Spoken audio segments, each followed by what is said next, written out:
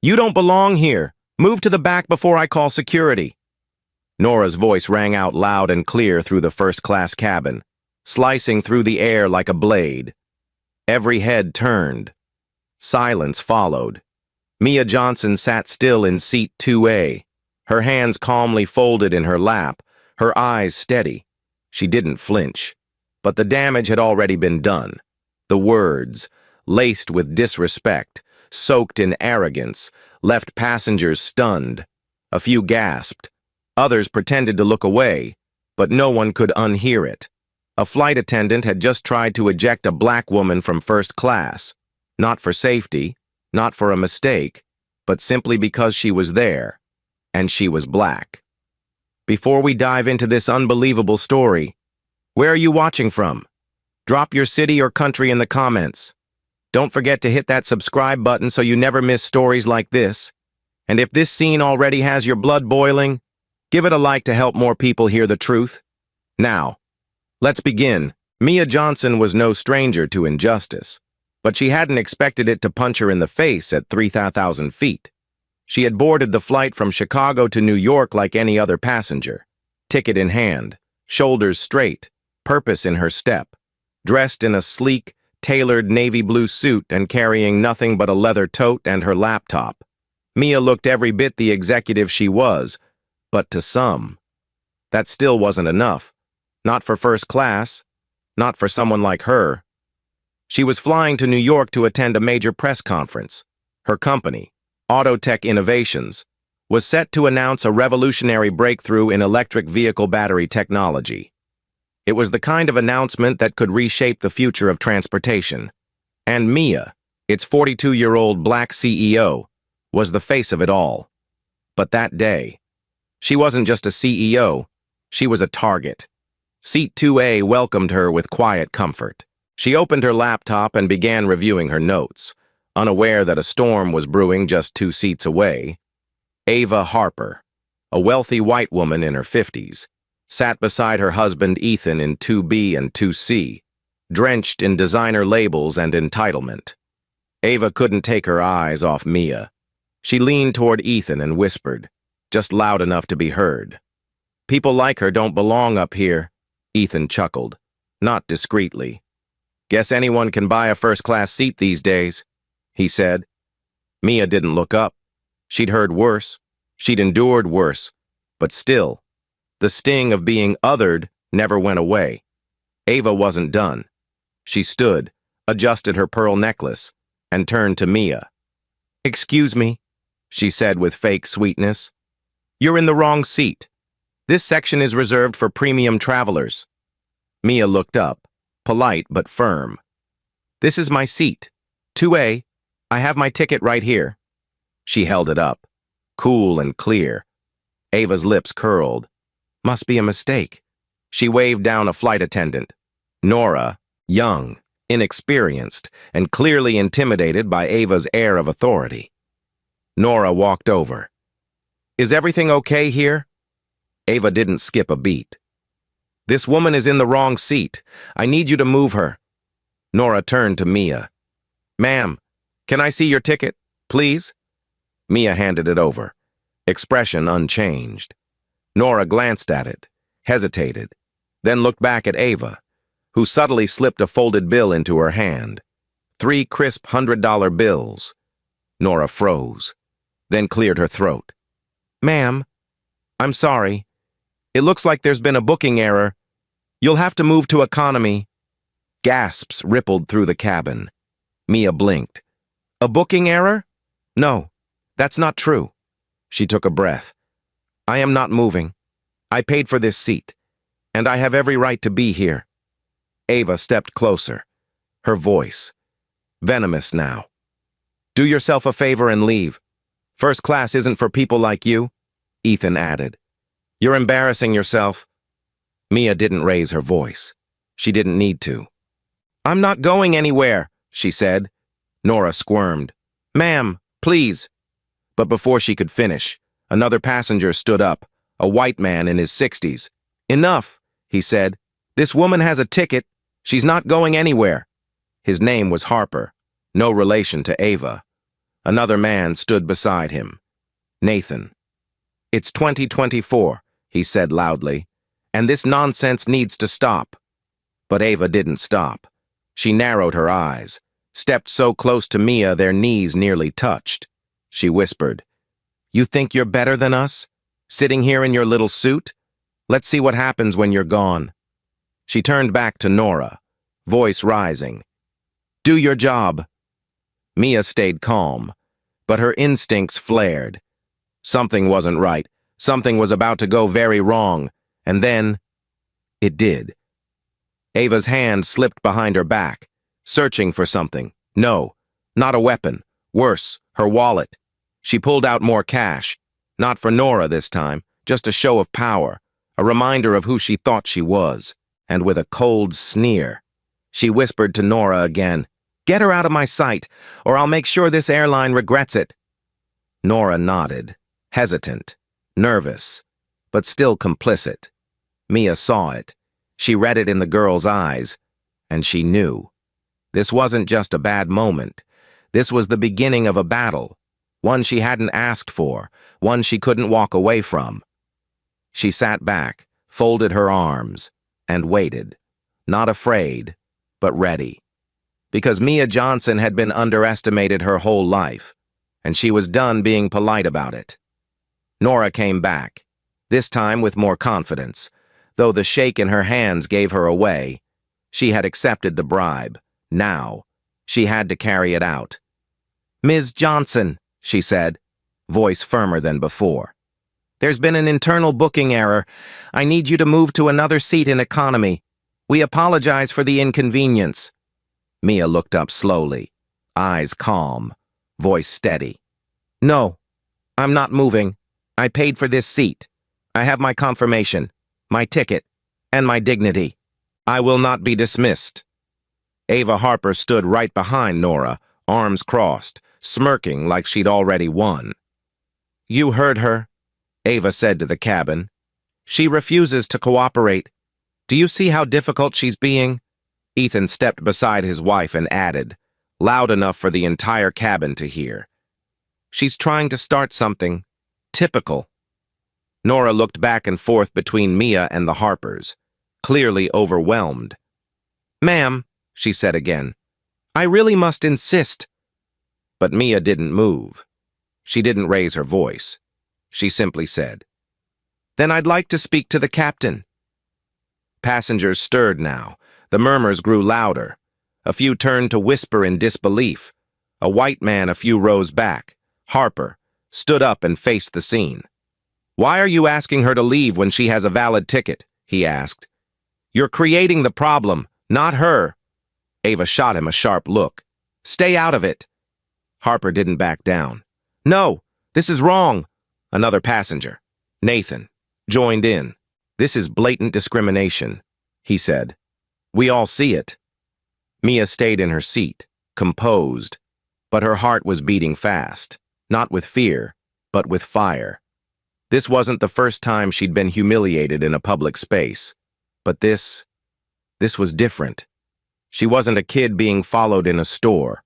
She wasn't an intern being ignored in a meeting. She was a CEO. She was a shareholder in this very airline, and she was being told to leave her seat because someone didn't like the color of her skin.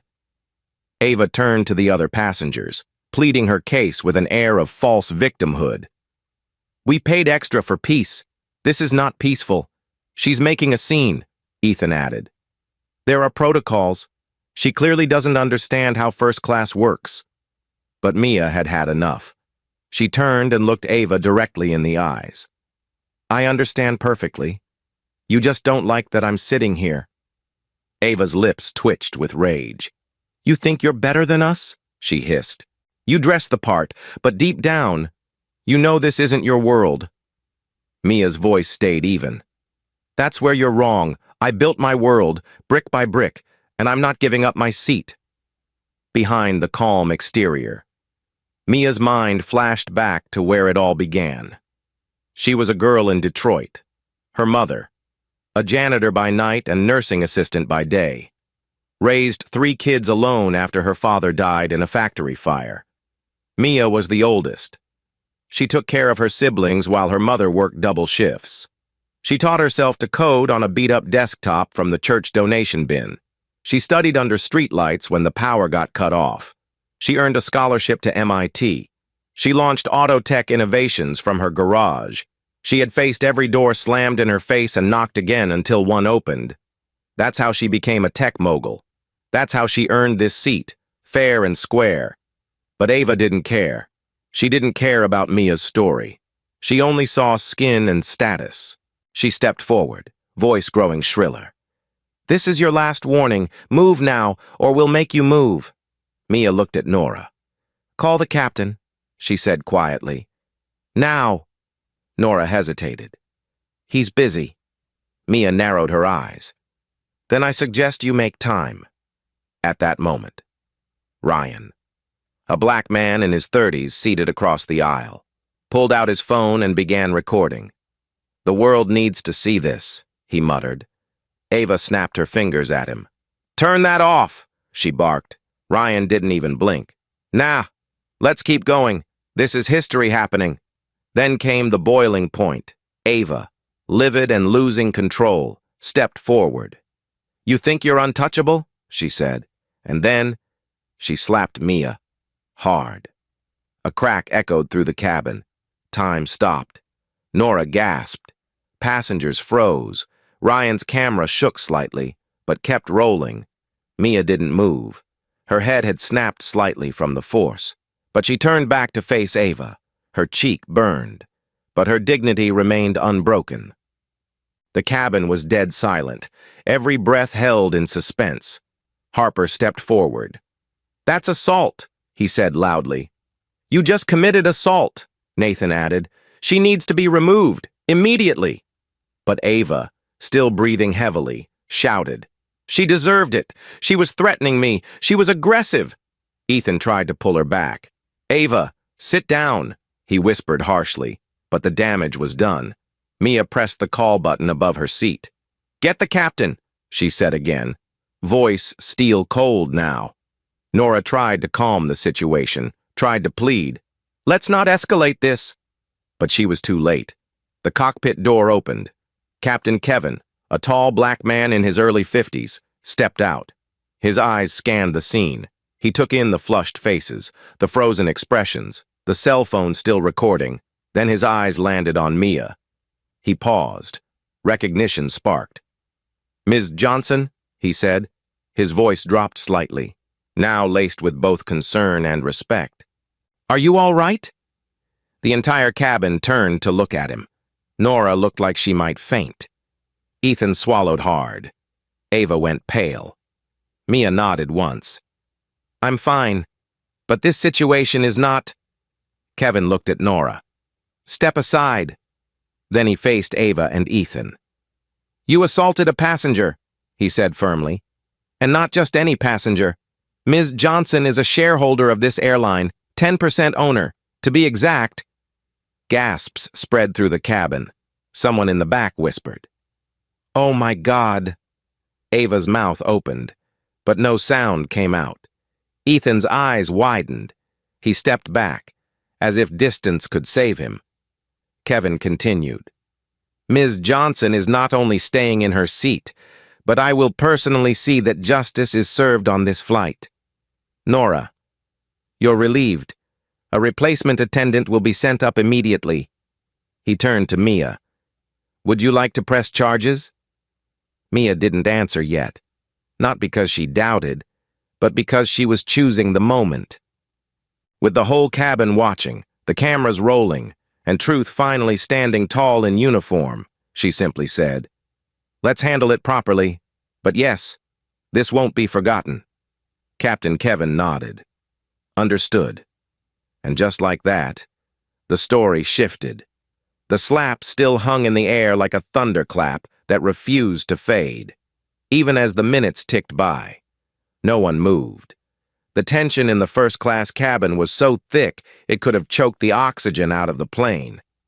Mia Johnson sat tall, face still stinging from Ava Harper's palm, but her pride untouched. She didn't touch her cheek. She didn't cry. She didn't retaliate. Instead, she stared ahead with quiet power, while the rest of the cabin sat stunned, their mouths open, their silence louder than any scream. And then, Ryan, seated just across the aisle, broke that silence with the steady click of his phone recording. "This is going viral," he muttered, his eyes burning with disbelief. "Every soul on this plane's gonna see what just happened." Ava didn't even flinch. Her chest heaved with self-righteous anger as she barked back at him. "She brought this on herself." Her voice cracked. "People like her think they can get away with anything these days."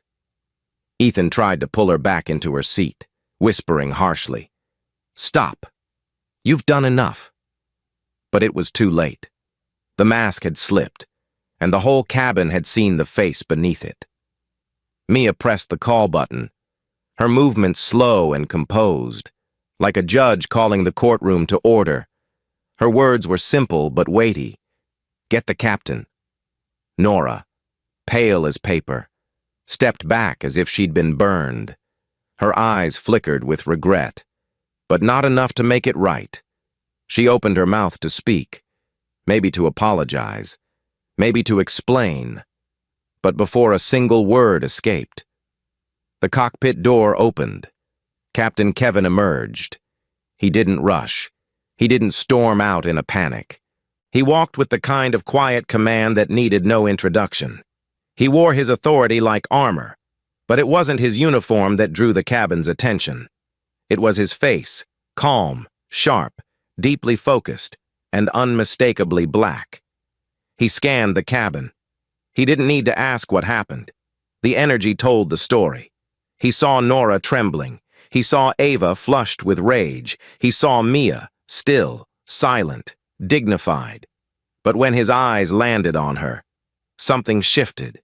His brows rose slightly. "Ms. Johnson?" he said, the words slow and clear. And in that moment, the air cracked open. You could hear the realization sweep through the plane like a wave. Nora's lips parted. Ava froze. Ethan blinked. "Wait, you know her?" Ava asked, her voice suddenly unsure, faltering. Captain Kevin nodded slowly. "Yes," he said, "I do. Miss Johnson is a respected business leader, a key investor. She owns 10% of this airline." He paused. "And she has every right to sit in any seat she chooses." The weight of those words fell heavy and final. Passengers began whispering again, but this time, the tone had changed. A few clapped. Someone muttered, "Good, it's about time." Ryan never stopped recording. Ava's smirk disappeared, replaced with a deep frown. Her cheeks, once glowing with pride, now flushed with fear. "This is ridiculous," she stammered. "I didn't know who she was." Kevin turned to her, voice calm but firm. "You didn't need to know. Her humanity should have been enough." He then turned to Nora. "You accepted a bribe. You mishandled a valid boarding ticket, and you stood by while a passenger was physically assaulted." Nora's eyes filled with tears. I didn't mean to." But Kevin cut her off. "You're done. Step aside." Mia finally rose from her seat, slowly, with grace. She didn't raise her voice. She didn't gloat. She looked at Nora, then Ava, then Ethan. "This wasn't just about a seat," she said softly. "This was about power, about prejudice, and about how far people will go to protect their illusion of superiority." Her words didn't yell. They echoed, deep and slow, the kind that stick in your bones. "You thought I didn't belong here because I didn't look like you. But I don't need your approval. I earned my seat long before I walked onto this plane." Kevin nodded in agreement. "Ms. Johnson, would you like to file an official report?" he asked. "Yes," Mia replied, without hesitation. "And I want them removed." Ava gasped. "You can't do that. We have rights." Kevin stepped forward, pulling out a small notepad. "Not after assaulting another passenger, not after disrupting the flight, not after violating policy." He turned to the intercom. "I'll be informing the control tower. We're diverting to Philadelphia. Security will meet us on the ground. Ethan buried his face in his hands. Ava began to shake. This can't be happening, she whispered. She's lying. This is a setup. Harper, the white passenger who had spoken up earlier, stood again. No, Ava, he said, loud enough for all to hear. This is justice, and it's long overdue. Nathan clapped once, then twice. Others joined in, slow, steady applause that wasn't just for Mia, but for the truth. Emily, another flight attendant, entered the cabin quietly, replacing Nora. She nodded at Mia, her expression apologetic but professional. Ms. Johnson, I'll be taking care of you from here on, she said gently. Mia gave a polite nod. She didn't need sympathy. She needed accountability. And that's exactly what was unfolding. At last. As Captain Kevin returned to the cockpit, passengers leaned toward one another, whispering, replaying every moment. Ryan uploaded the first clip to X, captioned simply, "Black CEO slapped in first class. Watch what happens next." Within seconds, it began to spread. Ava slumped in her seat, clutching her purse like it could save her. Ethan looked out the window, already checking for damage control. But the real damage had already been done, and this time, it wasn't Mia who would pay the price. Mia sat back down in seat 2A, the same seat, the same posture. But now, the whole cabin knew exactly who she was. Captain Kevin stood at the front of the first-class cabin, his voice calm but authoritative as he addressed the entire section.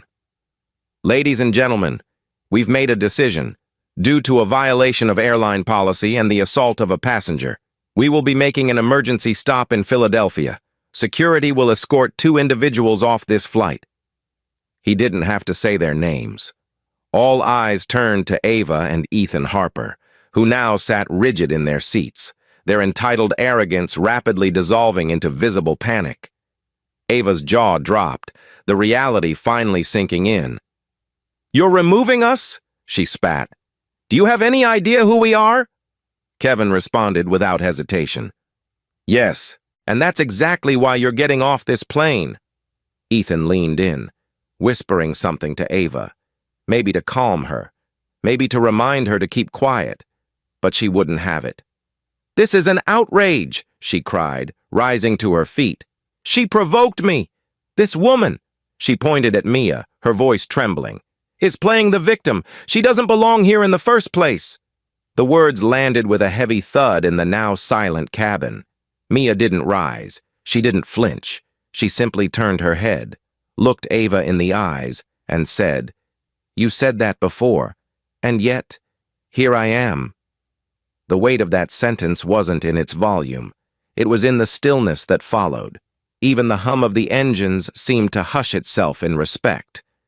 Ryan, phone in hand, kept recording. Every second, he whispered to no one in particular. The world needs to see this kind of reckoning. Nora, standing awkwardly to the side, looked like she wanted to vanish. Her eyes were red, her hands nervously clutching the edge of the service cart, but there was no way out. Captain Kevin turned to her next. "Flight Attendant Nora Jacobs," he said formally, "you are hereby relieved of your duties effective immediately. Your actions today violated multiple federal aviation and company regulations." Nora's lower lip quivered. "Please," she begged. "I didn't know. I was just doing what I was told." But Kevin stood firm. "You were told to accept a bribe. You were told to harass a valid passenger. You had a choice, and you made the wrong one." The words hit like a gavel slamming down. Emily, the new attendant, stepped forward and gently placed her hand on Mia's shoulder. "Ms. Johnson, can I offer you anything?" she asked, her voice warm, sincere. "Water? A warm towel?" Mia shook her head. "Just silence, for now," she replied. "Let the rest of this play out." And it did. The captain returned to the cockpit, his message clear. No more negotiations. The decision was final. As the plane began its descent into Philadelphia, the mood shifted. Some passengers whispered about what they had witnessed. Some offered nods of support in Mia's direction. Others avoided her gaze, ashamed by their own silence earlier. But the ones who mattered, Harper, Nathan, Ryan, they stayed alert, present, standing in quiet solidarity. Ava, meanwhile, was unraveling. She paced the aisle, muttering to herself, "They can't do this to us. I'll call the press. I'll sue this entire airline," Ethan hissed. "Just sit down, Ava. You're making it worse."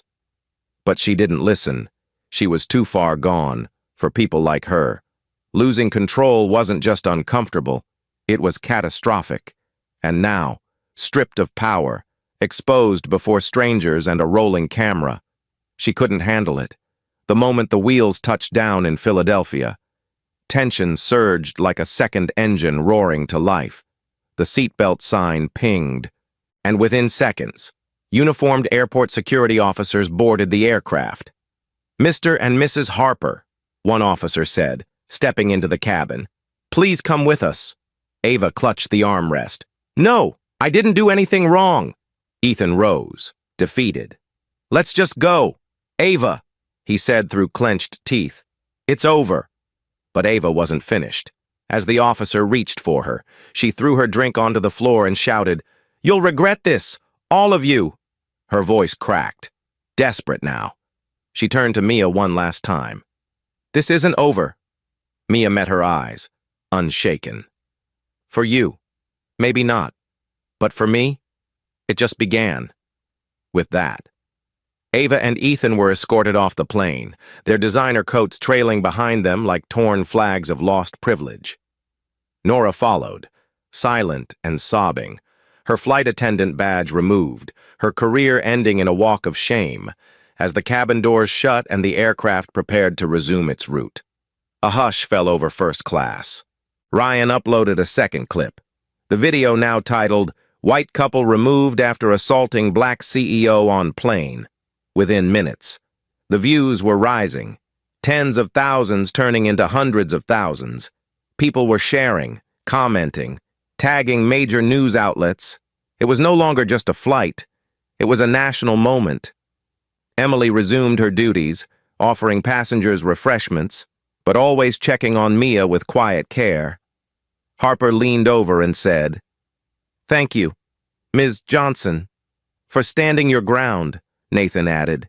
"You gave us all permission to stop being silent." Mia exhaled, slow and deep. The fight had drained her, not just the slap, not just the humiliation, but the years of enduring it, the quiet racism at board meetings, the double takes when she entered luxury spaces, the questions about whether she really belonged. But now, something had shifted, not just in this cabin, but in the world watching outside it. As the plane lifted off again, bound for New York, Mia closed her eyes and leaned back in her seat. The same seat they tried to take from her, the same seat they thought she didn't deserve. But here she was, still seated, still dignified, still unbroken. The aircraft cabin felt different after the Harpers and Nora were removed in Philadelphia. The air was lighter, quieter, almost reverent. The tension that had once pulsed through every row had settled into reflection. Like everyone on board was still trying to process what they had just witnessed. But for Mia Johnson, sitting again in seat 2A with her back straight and eyes forward, this wasn't just an incident. This was the moment a long-ignored injustice had finally been held accountable in real time.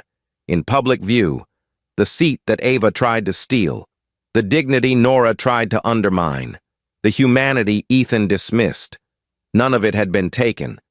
Not today, because today, Mia stood her ground. And now, the world was watching. Emily, the replacement flight attendant, moved gracefully through the aisle, her professionalism unwavering but her tone noticeably warmer around Mia. "Ms. Johnson," she said, crouching slightly beside her. If there's anything I can do to make the rest of this flight more comfortable, please don't hesitate. Mia gave a small nod. Thank you, she said simply. That was enough. Emily didn't press. She knew when to serve, and when to simply respect. Meanwhile, Ryan's phone buzzed with non-stop notifications, the first video, showing Nora asking Mia to leave first class and Ava's heated demands, had already hit 5 million views on TikTok. The second, capturing Ava's slap and the arrival of Captain Kevin, was now over 10 million on X. News outlets were tagging his account, activists were sharing it, celebrities were commenting. The hashtag Maya Johnson was now trending worldwide. The backlash had begun. Down on the tarmac, Ava and Ethan were dealing with a very different reality. Their protests meant nothing to the Philadelphia airport police. Ava's shouting did little more than echo against the terminal walls as she was escorted into a private room for questioning. Ethan's calm facade was cracking. His calls to their attorneys weren't going through fast enough, and the stares from airline staff as they passed were no longer admiring. They were condemning. Word was spreading fast, and soon. It would reach their real estate clients, their investors, and their board, back on the plane. Captain Kevin made an announcement over the intercom. Ladies and gentlemen, thank you for your patience during the unexpected delay. We are now en route to New York. I want to personally commend the courage and dignity shown by Ms. Johnson and the support offered by several passengers during today's incident. Discrimination has no place in our skies, or anywhere else. The cabin responded with light applause, not forced, not performative, but honest. Harper clapped the loudest. Nathan followed. Even those who had stayed silent earlier now found the courage to join in. Mia didn't smile. Not yet. She appreciated the gesture, but she wasn't here for applause. She was here for justice. And justice wasn't about a moment. It was about consequences. Those consequences came swiftly. Within hours of landing in New York, news outlets had already run with the story. Black CEO slapped in first class. The headlines read, Couple removed mid-flight after racial incident. Ryan's footage aired on national television. Ava and Ethan's faces were everywhere, frozen in screenshots mid-tirade. Reporters dug up details about their real estate firm, past lawsuits, questionable partnerships, elitist boardroom behavior. Clients began pulling out of contracts. A luxury hotel chain announced it was cutting ties. Stockholders held emergency meetings. The Harpers had built their empire on image. And now that image was collapsing under the weight of its own ugliness. Nora's fall was no less dramatic. After the airline issued a public statement condemning her actions, she was officially terminated. Her name was blacklisted in internal industry networks. Her certifications were flagged, one by one. Her applications for other airlines were rejected. Her career in the skies was over. She had chosen a bribe over her oath to serve every passenger equally, and that decision had cost her everything. Mia, meanwhile, remained quiet. For now, she had lawyers. Yes, but she also had patience. She didn't go straight to the media circus. She met with her legal team and reviewed the footage. Frame by frame, the evidence was clear. She had every right to press charges against Ava for assault, and she did. A civil lawsuit was filed for defamation, emotional distress, and battery. And because the videos showed everything, the bribe, the slap, the public humiliation, it was an open and shut case. But Mia wasn't interested in vengeance. She was interested in impact. So when her legal team negotiated a multi-million-dollar settlement from Ava and Ethan Harper, she didn't hoard it. She announced, just days later, that a large portion of the funds would be donated to a scholarship foundation she'd created in her mother's name. The Denise Johnson STEM Scholars Fund would provide full tuition and mentorship to Black students pursuing careers in tech, engineering, and aviation. Because education, Mia said at the press conference, was how I earned this seat, and now I want others to know. They belong here too. Back on the flight, as the skyline of New York City came into view, Emily returned to Mia one last time. "We'll be landing shortly," she said. "If you'd prefer to disembark privately, we've arranged for that." Mia looked out the window for a moment, then shook her head. "No, I'll exit like everyone else." Emily smiled. "As you wish." When the plane touched down and the doors opened, a quiet hush fell over the cabin. Then, as Mia stood, passengers began to clap, not for drama, not for show, but for the strength they had witnessed, for the grace she had shown when others would have screamed. Ryan lowered his phone, not filming anymore, just present. Harper stepped aside to let Mia pass, his hand briefly over his heart. Nathan gave her a nod. "Thank you," he said quietly, "for all of it." Mia stepped into the jet bridge, head high, stride sure. The story wasn't over. It was just beginning. By the time Mia Johnson's heels touched the polished tile floor of the New York terminal, her name was already echoing across the country. In just a few hours, the video Ryan posted had exploded. 10 million views on X, over 20 million on TikTok, and countless re-uploads on YouTube, Instagram, and Facebook. The hashtags Maya Johnson, Flying While Black, and First Class Justice were trending in over 30 states. Major networks aired the footage in prime time. Talk shows buzzed. Podcasts lit up. What started as a vile moment of airborne racism had become a national reckoning, an unmistakable reminder of how far the country still had to go. But this time, the ending was different. This time, the woman who was humiliated didn't walk away in silence. She stood tall, and the world stood with her. Back in Philadelphia, Ava and Ethan Harper's reality collapsed like a house built on sand. They returned home to a swarm of reporters waiting outside their gated estate. Neighbors, once friendly, now stared with disapproval. The backlash was swift and brutal. Their luxury real estate firm, Harper Estates, lost 3 of its biggest contracts within 48 hours. 2 national developers announced immediate terminations. Brand ambassadors cut ties. A celebrity client posted, "I won't work with racists. Simple as that." Ava tried issuing a public statement, calling the incident a misunderstanding, but no one bought it. The slap, the bribe, the sneering words. It was all on camera. The footage didn't lie, and neither did the disgust on people's faces. Ethan filed for damage control, but it was too late. Investors pulled out. Their company stock plummeted. Legal notices poured in. Soon, bankruptcy filings were underway. Friends who once attended lavish parties at their Hamptons mansion stopped calling. Family distanced themselves. Ava's sister issued a statement condemning her behavior. Ethan's own brother posted, "This is what unchecked privilege looks like. I'm ashamed." And just like that, the Harpers went from elite to exiled. Nora's story followed a different but equally painful path after being terminated by the airline. Her name quickly made its way through industry blacklists. No airline wanted the liability, no hotel, no private charter service, no luxury lounge. One viral thread detailed how she'd accepted a bribe and violated passenger rights. Her license to serve was suspended. She applied for jobs outside aviation, retail, hospitality, office work, but every background check led back to the incident. The internet doesn't forget. She became a cautionary tale.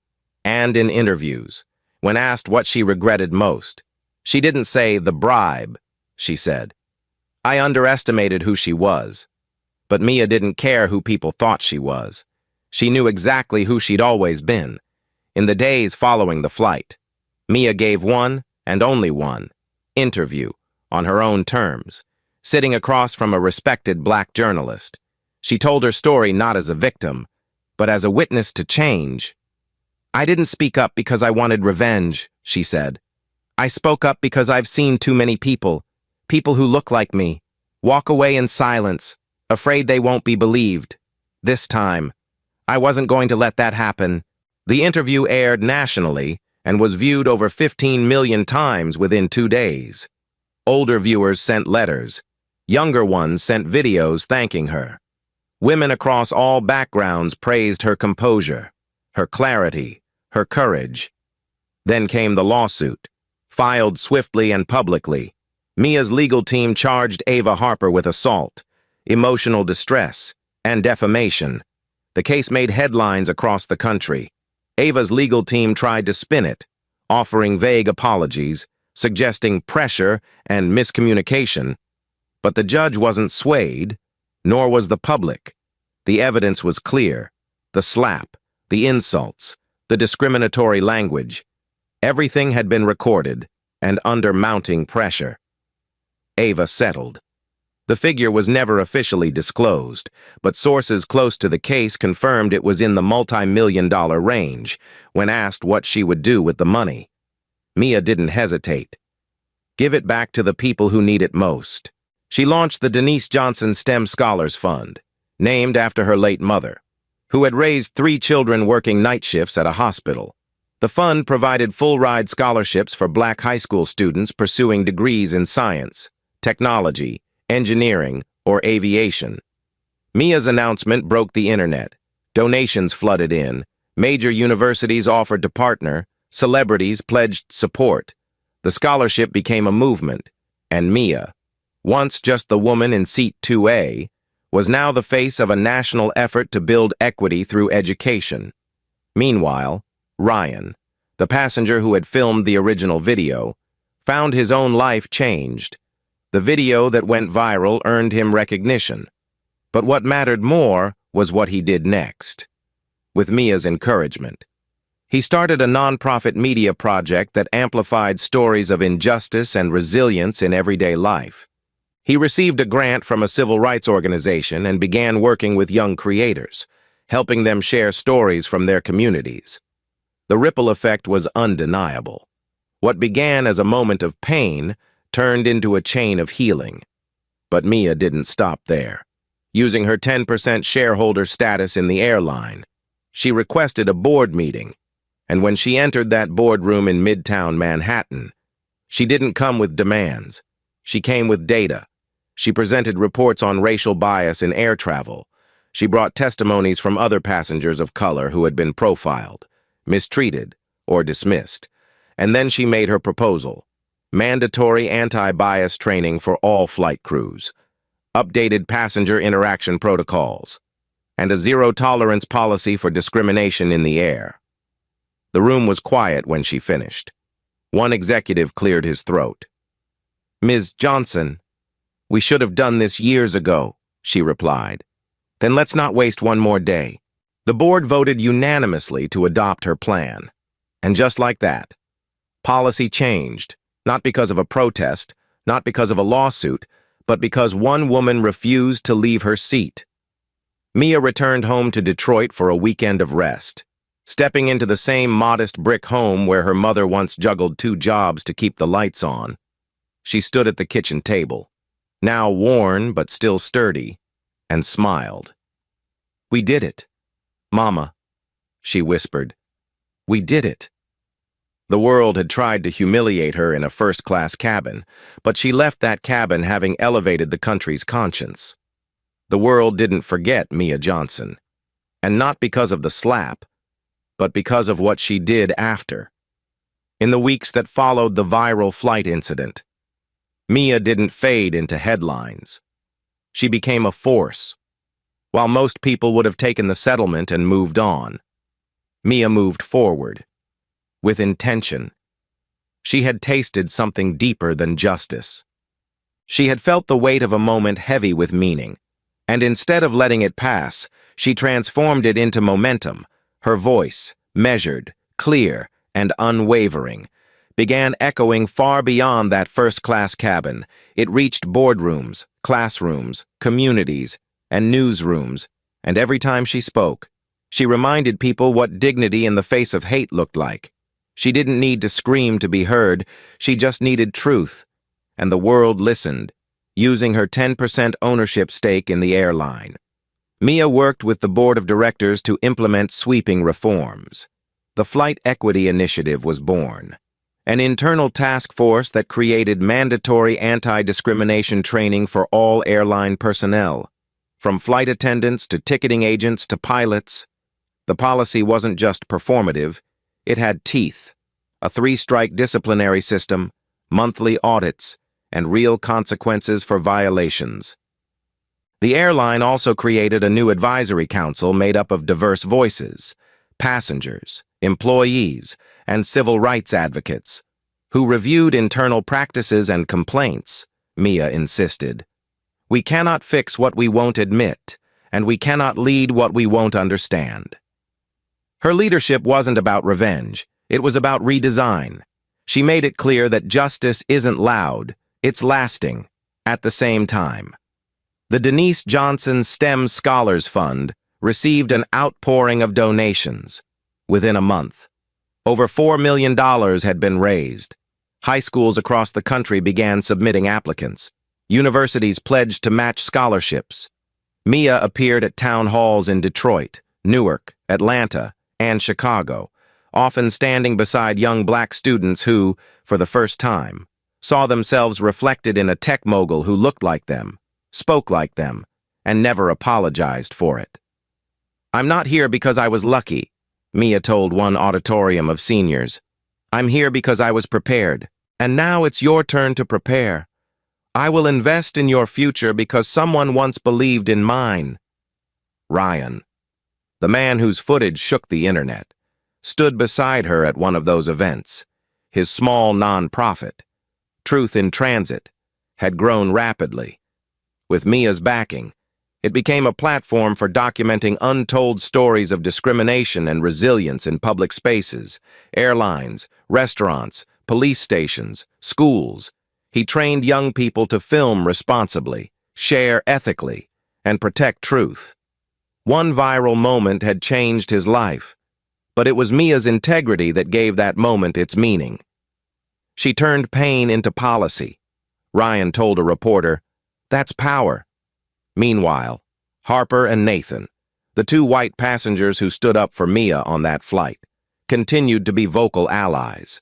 Harper wrote a heartfelt op-ed in the New York Times titled, "I Didn't Stay Silent This Time." It went viral. Nathan began volunteering at local diversity education programs in his city. They admitted their past blind spots. They vowed to do better, not because they were praised, but because Mia had modeled something stronger than protest. Principle.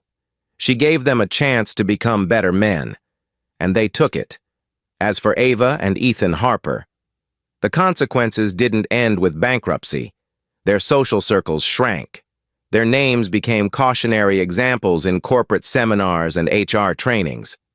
Ava tried to reclaim her image, but the slap was now a symbol of arrogance, entitlement, and unrepentant racism. Meanwhile, Nora disappeared from the public eye. She reportedly moved out of state, seeking a new life, whether she changed or not. No one really knew, but Mia never mentioned her name again. She didn't need to. The lesson had already been taught. Mia's company, Autotech Innovations, continued to soar. Her electric vehicle battery breakthrough, a core reason for her trip that day, was unveiled at the New York press conference just 3 days after the flight. It was a clean energy marvel that would extend battery life by 40% and cut charging time in half. Major investors swarmed, international partnerships formed. But even as headlines praised her tech genius, the media couldn't separate her innovation from her integrity. She wasn't just a brilliant mind, she was a moral compass. And then came the final moment that sealed her legacy, 1 month after the flight, as she exited JFK Airport for yet another business trip. She was met by a surprise. Lining the terminal were dozens of travelers, airline staff, and young students holding signs. "Thank you, Mia. You made us proud. You belong in every seat." Applause broke out. Cell phones rose. But this time, the cameras weren't capturing injustice. They were capturing honor. Mia smiled softly, hand to her heart. She didn't wave wildly. She didn't speak. She just nodded and walked through the crowd, strong and silent. The moment needed no words. The world already knew. She stepped into her car, took a long breath, and whispered to herself, "Not bad for a girl from Detroit." And with that, the car pulled away. No red carpets, no drama, just purpose. Because when you carry yourself with truth, dignity, and grace, no one can take your seat. Like, share, and subscribe if this story moved you. Thanks for watching. Your support means everything.